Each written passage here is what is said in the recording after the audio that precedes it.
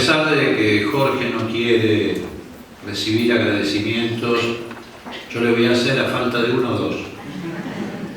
El primero, obviamente, por facilitarnos el lugar, pero mucho más que eso, por generar este clima, este espacio, donde efectivamente nos reunimos quienes provenimos de distintas corrientes, culturas y tradiciones políticas, pero nos hemos ido encontrando en el camino de las luchas populares en la Argentina.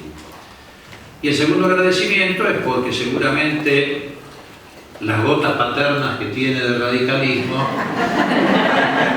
lo llevaron a cortar mi propia intervención, haciendo él una revalorización de lo que fue el gobierno de Alfonsín, o por lo menos los ejes centrales del gobierno de Alfonsín.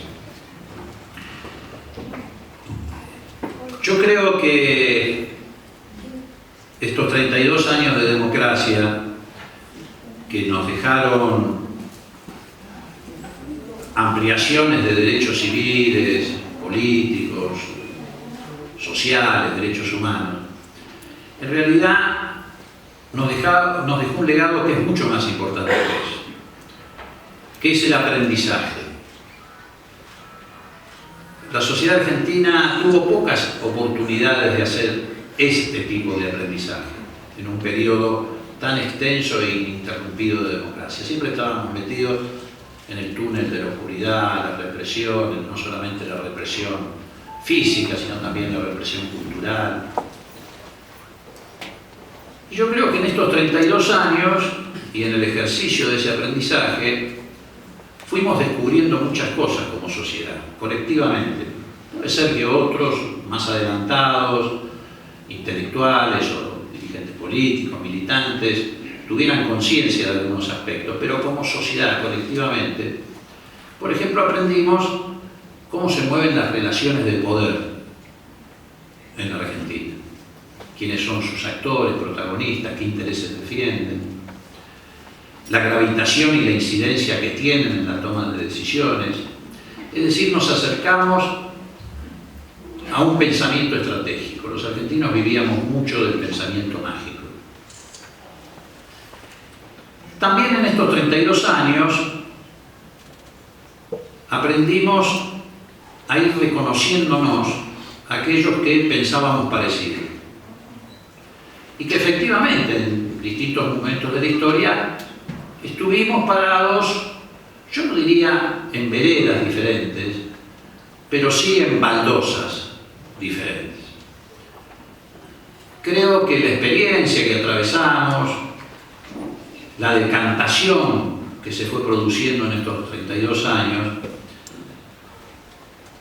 nos permitió saltar por encima de valores o de prejuicios que nos separaban. Aprendimos que la política no es una disputa de camisetas, que hay efectivamente contradicciones principales y contradicciones secundarias.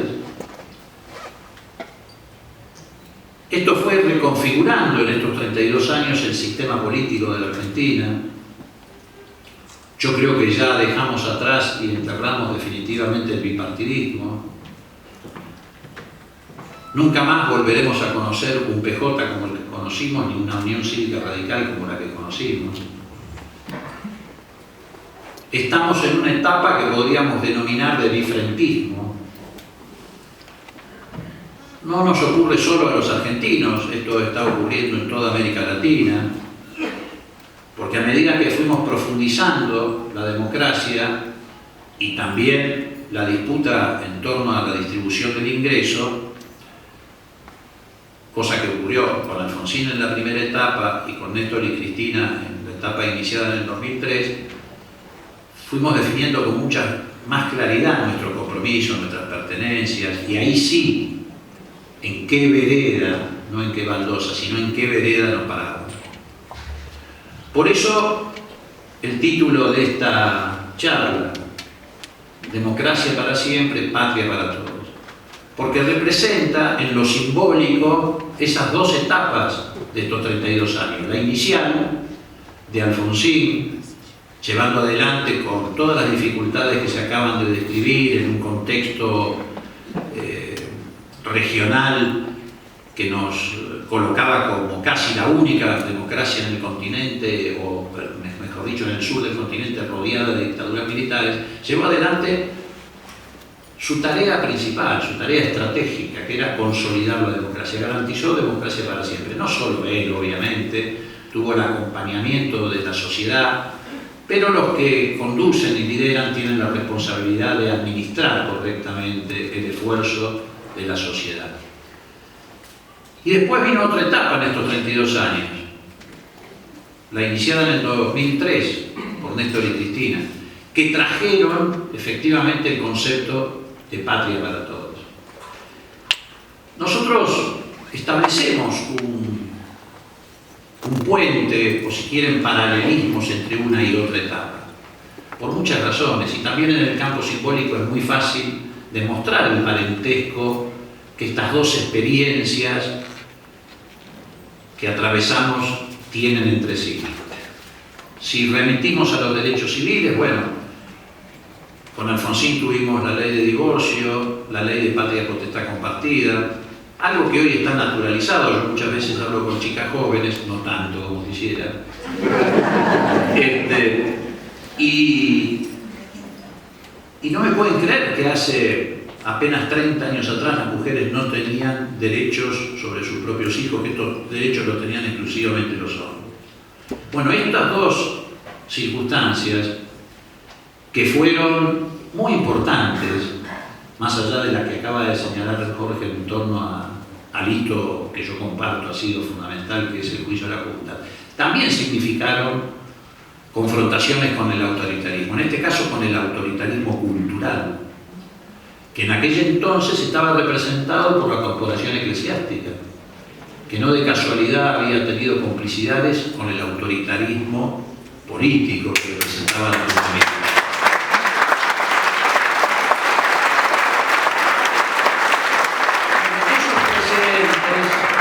Esos precedentes dan lugar del 2003 en adelante a la ley de matrimonio igualitario y a la ley de identidad de género. En materia de política exterior, yo diría que ni siquiera hay parentesco, han sido las dos experiencias una fotografía. Acaba de recordarlo Hoffman, el Alfonsín parado frente a Reagan, que pronunció esas palabras porque había peligro inminente de invasión a Nicaragua, con Néstor en Mar del Plata diciéndole a Bush: nosotros no vamos a ser sirvientes de ustedes en el ALBA.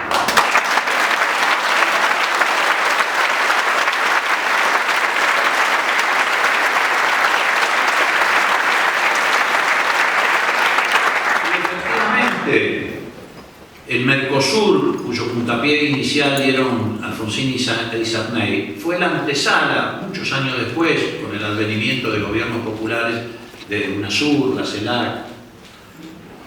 En materia de derechos humanos también hay puentes y parentescos. Y así, si recorremos todos los aspectos de la vida nacional, es muy fácil identificar que, con sus aciertos y errores, la primera etapa de la democracia encabezada por Alfonsín y la que se inició en el 2013 y continuó hasta el año pasado, defendieron tenazmente esa identidad nacional, popular y democrática de los partidos de los que ellos nacieron, que les dieron origen. Eso es lo que a mí me alienta al optimismo, a pesar del contexto que hoy estamos viviendo. Y acá quiero recuperar algunas expresiones de Ricardo, que en realidad, como él dice con mucha honestidad intelectual, no eran propias de él sino de Saramago, que tiene que ver con el nivel de conciencia de la sociedad.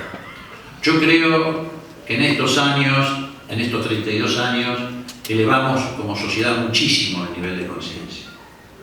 Infinitamente, si lo miramos desde el punto de partida. Y creo que esa es una barrera fundamental al intento que hoy se está llevando adelante en Argentina, pero también en el resto del continente, de volvernos a imponer modelos neoliberales y conservadores. Por supuesto que soy consciente del retroceso que significa lo que sucedió en la Argentina en las últimas elecciones. Fíjense ustedes que yo creo que estamos frente a una experiencia que la podríamos caracterizar como fanática. Hay un fundamentalismo conservador y neoliberal que muchos de ustedes y de nosotros creímos que era difícil que resucitara. Pero además con un aditamento. Es la primera vez en la historia argentina que los conservadores llegan al poder a través de la legitimidad que da el voto ciudadano. Siempre habían llegado al poder a través del fraude patriótico o a través de las dictaduras militares. Esto en principio pareciera contradictorio con lo que estoy diciendo respecto a la elevación del nivel de conciencia de nuestra sociedad, pero no creo que sea así. Sí creo que durante estos últimos 12 años, o durante los 32, hubo que enfrentar y afrontar una pelea entre democracia y corporaciones, en la que hubo avances y retrocesos, flujos y reflujos. La democracia avanza 2 pasos, retrocede 1, pero siempre termina ganando 1. Tuvimos que enfrentar dispositivos mediáticos de un volumen extraordinario, coaligados, por supuesto, en algún momento, sobre todo en la década de los 90, con el poder financiero, y en estos últimos tiempos, con la irrupción, no porque no existiera, pero ha pasado a obtener un protagonismo que antes no tenía, de la corporación judicial. Por supuesto, como dijo Oliver, esto no explica y justifica la derrota electoral. Hay otros elementos y otros aditamentos. Pero la lucha ha sido últimamente más pareja. Estuvimos a 2 puntitos de ganarle al marketing político de las corporaciones.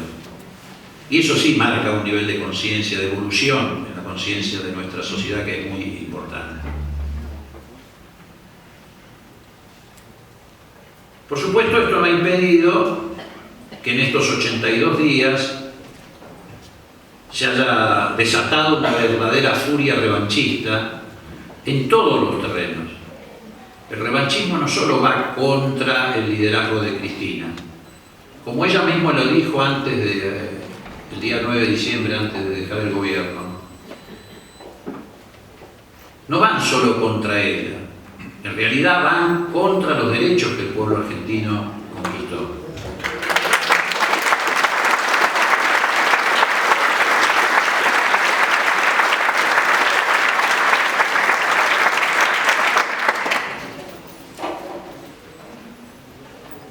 Hace precisamente 82 días, cuando, poco más, no recuerdo con exactitud, cuando el nuevo presidente hizo su discurso inaugural en la Asamblea Legislativa, y ahora lo volvió a reiterar en el último, él definía que los objetivos de su mandato iban a ser alcanzar la pobreza cero, reabrir una etapa de diálogo en la Argentina y controlar la inflación.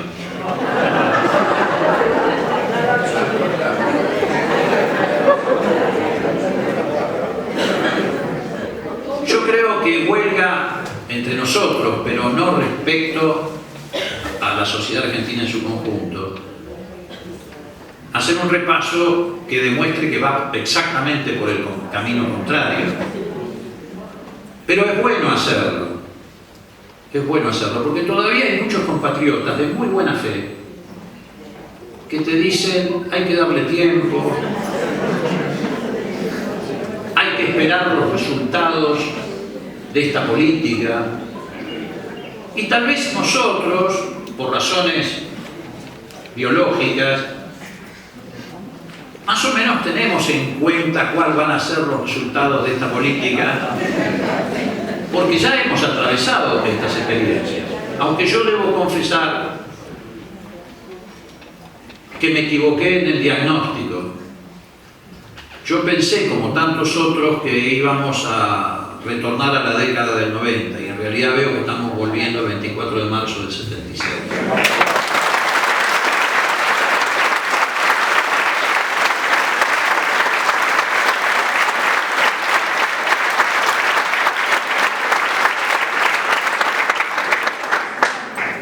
Pero esos compatriotas que merecen nuestro respeto, que merecen nuestras explicaciones, nos dicen, hay que dar tiempo. Yo digo que esto es como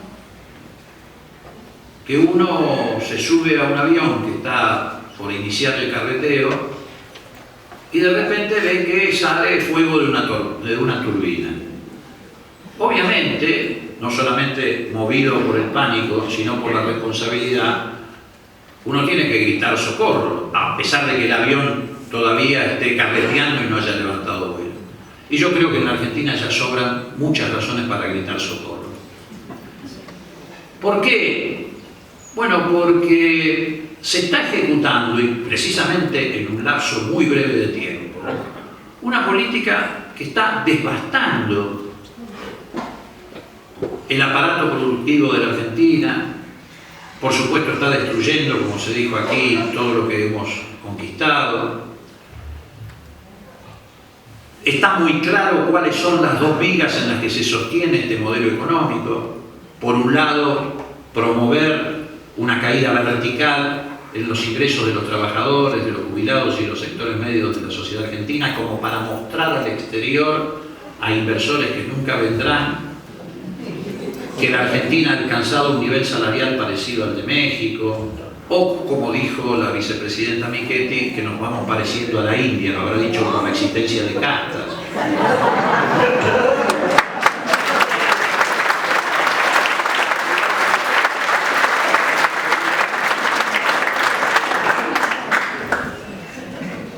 Y la otra viga también es muy visible, a pesar de que hayan pasado apenas 82 días. Fíjense, yo creo que estamos frente a un conservadorismo que en algún sentido también es bobo. ¿Por qué? Porque quiere reproducir las experiencias de Martínez de Oz o de la década del 90, particularmente en materia económica, esto último, en un mundo que ya no existe. Este no es el mundo de los 90, no es el mundo de la caída del muro de Berlín, de la euforia capitalista, de la burbuja financiera, de los excedentes de capital especulativo que estaban en el mundo dando vueltas a ver dónde iban a saquear el patrimonio nacional y social de los países emergentes. No, este es un mundo muy complejo, donde los países centrales están envueltos en una crisis muy profunda. No hay ningún país que te quiera comprar, todos te quieren vender porque tienen sobreoferta. Esa misma sobreoferta ha llevado a una depresión profunda en el comercio internacional que ha derrumbado los precios de los commodities o los productos primarios. Mal o bien, todavía nosotros mantenemos nuestra defectuosa matriz productiva, es la herramienta que tenemos para hacernos de divisas.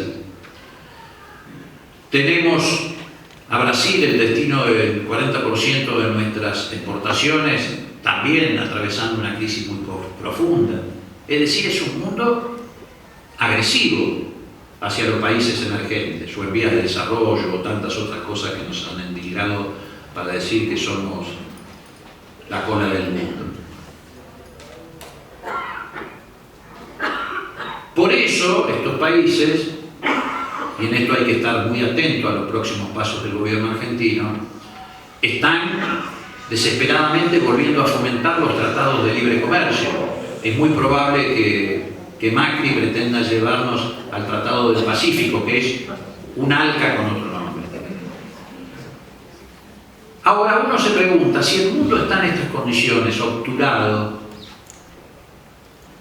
¿cómo es posible que se les ocurra paralelamente destruir el mercado interno? Porque esto es lo que está ocurriendo. Esta depresión de los salarios, esta inflación desbocada, esta transferencia de los sectores populares hacia los grupos concentrados de la riqueza,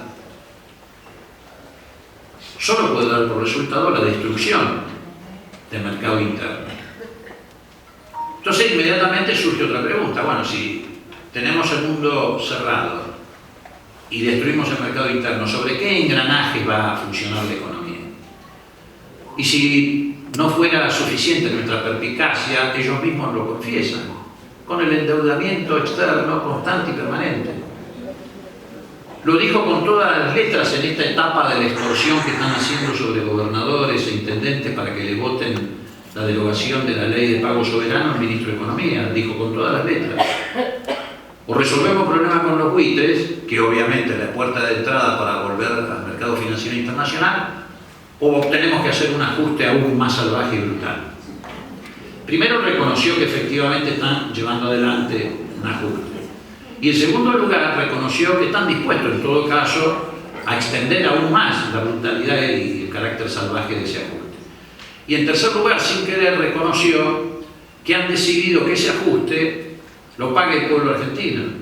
Porque ellos que vienen a tratar de fabricar una herencia que no recibieron, nos quieren hacer creer que estamos con un déficit fiscal de 7 puntos, que tampoco es cierto, pero que en todo caso, si llega a niveles muy altos, es porque ellos lo hicieron crecer con las medidas que tomaron, eliminando las retenciones a los sectores agroexportadores y a las mineras. Entonces, bueno, me parece que está muy claro, reitero cuáles son las vigas que sostiene a este modelo económico. Y también sabemos cuáles van a ser las consecuencias. Las más visibles, las más impactantes ya están a la vista. Despidos en el Estado, encubiertos en una campaña sucia que pretende instalar la idea de que los que trabajan en el Estado son todos ñoquis, están reproduciendo lo que ocurrió en la década del 90. En aquel momento no eran ñoquis, sino en voz de Gasalla eran vagos. Tenía sus repetidores como Neustadt y otros personajes en los medios de comunicación. Está a la vista que también el sector privado está llevando adelante políticas de disminución de sus plantas de personal, por ahora en cuentagotas, pero todos los días nos vamos encontrando con que trabajadores de alguna empresa han sido suspendidos o han sido directamente despedidos. Ha ocurrido incluso acá en la provincia de Santa Fe.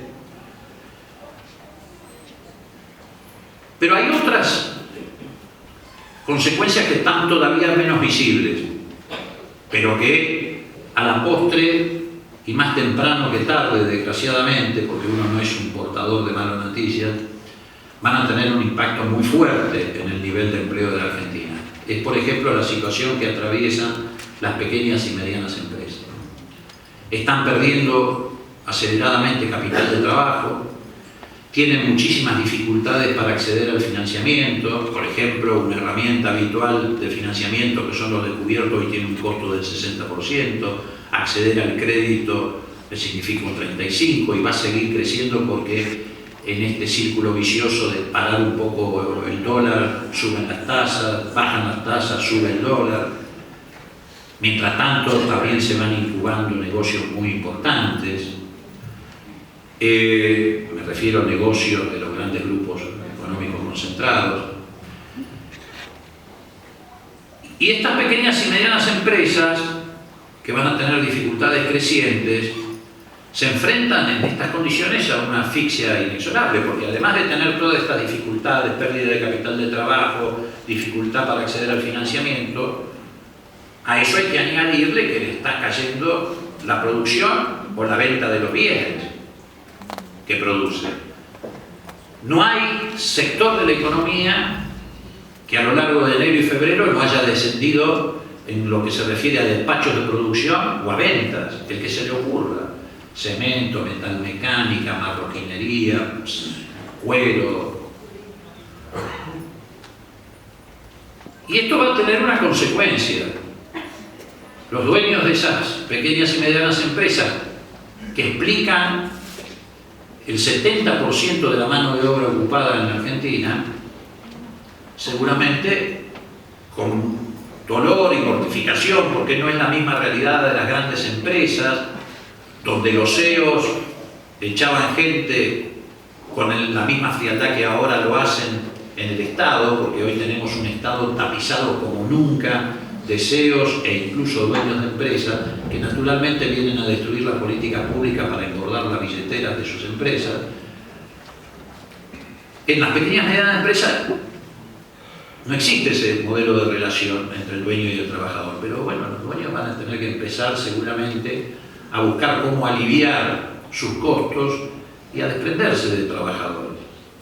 Y cuando no sea suficiente eso, aquellos que por la naturaleza de su actividad pueden hacerlo, van a decir, bueno, voy a tratar de salvar la empresa vendiendo productos importados. Hoy hablábamos con algunos empresarios de la pequeña y mediana empresa y nos decían que ya están empezando en algunos rubros a sustituir la producción nacional por productos importados.